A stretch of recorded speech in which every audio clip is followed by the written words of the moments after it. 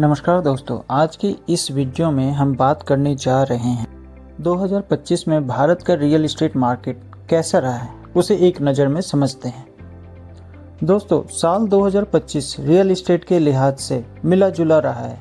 कुछ सेगमेंट ने शानदार परफॉर्मेंस किया है तो कुछ में धीमी रफ्तार। साल 2025 में घरों की सेल यूनिट्स कई बड़े शहरों में कम हुई है, यानी कि जितने पहले बिका करते थे हर साल उतनी 2025 में सेल नहीं हुई है। सेल वॉल्यूम लगभग 14% तक गिरी है। इसका मुख्य कारण रहा है महंगे प्राइस होना, गैर जरूरी आर्थिक अनिश्चितता होना और कई लोगों ने अपने डिसीजन को होल्ड। जबकि यूनिट्स की संख्या तो घट गई है, लेकिन सेल की कुल वैल्यू में बढ़ोतरी देखने को मिला है। 2025 में रियल एस्टेट मार्केट की कुल बिक्री 6 लाख करोड़ से ऊपर चली गई है। इसका मतलब कम साइज के घर कम बिके हैं। खासकर प्रीमियम और लग्जरी घरों की डिमांड काफ़ी मजबूत है। एक्सपर्ट की रिपोर्ट के अनुसार औसतन लग्जरी घरों की बिक्री तेज़ी से बढ़ सेगमेंट में खरीदारों की रुचि जोरदार थी। साथ ही साथ प्राइस एप्रिसिएशन मुख्य शहरों में जैसे मुंबई, हैदराबाद, दिल्ली, एनसीआर में देखने को मिला है। लग्जरी एंड प्रीमियम प्रोजेक्ट के मुकाबले एफोर्डेबल और मिड इनकम होम्स की हिस्सेदारी प्रॉफिट मार्जिन काफ़ी कम हो चुका है। साथ ही साथ डेवलपर्स प्रीमियम प्रोडक्ट्स पर ज़्यादा फोकस कर रहे हैं। इन सब से नतीजा ये निकला है कि एफोर्डेबल प्रोजेक्ट्स कम लॉन्च हुए और बिक्री भी कम हुई है।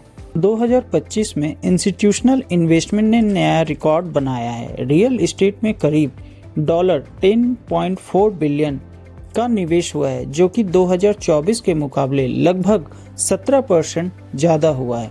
इसका मतलब है कि बड़ी कंपनियां और विदेशी निवेशक भारत की रियल एस्टेट मार्केट में भरोसा दिखा रहे हैं। रियल एस्टेट ने वैश्विक अनिश्चितताओं के बावजूद स्थिरता बनाई रखी है। एंड यूजर डिमांड मजबूत रहा है।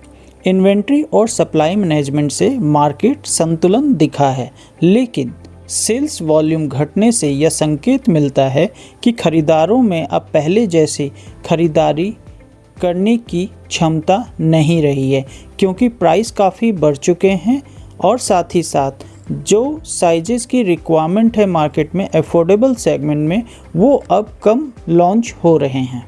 2025 का एक ओवरव्यू मैं बताऊं तो इसे ऐसा कह सकते हैं कि बिल्कुल बूम नहीं है, लेकिन स्टेबल ग्रोथ रहा है। प्रीमियम और लग्जरी सेगमेंट की डिमांड ज़्यादातर बढ़ी है। प्राइस राइज ज़्यादा हुआ है, साथ ही साथ वैल्यू वाइज ग्रोथ भी हुआ है। निवेशकों का इंटरेस्ट रहा है मार्केट में। साथ ही साथ सेल वॉल्यूम डाउन हुई है और एफोर्डेबल सेगमेंट की चुनौतियां बढ़ी हैं। इन सब चीज़ों का मतलब यह होता है कि मार्केट बड़ा है।